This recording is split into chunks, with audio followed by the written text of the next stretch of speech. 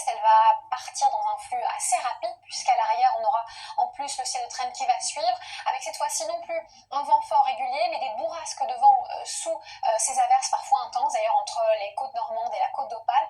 Attention de ce côté-là, puis c'est le retour aussi de la neige sur les différents reliefs à plus basse altitude. Les températures sont douces, nocturnes, diurnes, voici celle de la nuit prochaine, de 3 à 12 degrés.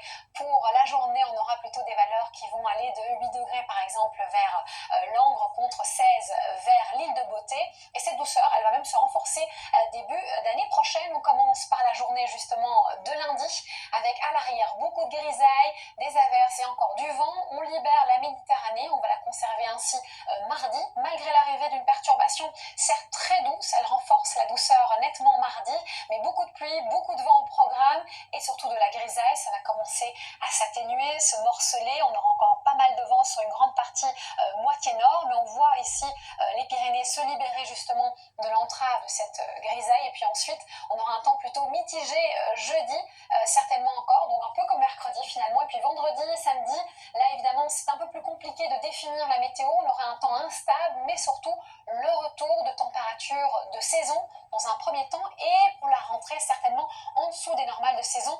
Mais je vous conseille vivement de suivre nos prochains bulletins météo dans quelques instants. Vous avez rendez-vous avec la Star Academy présentée par Nico Saliegas. Belle soirée et surtout, prenez bien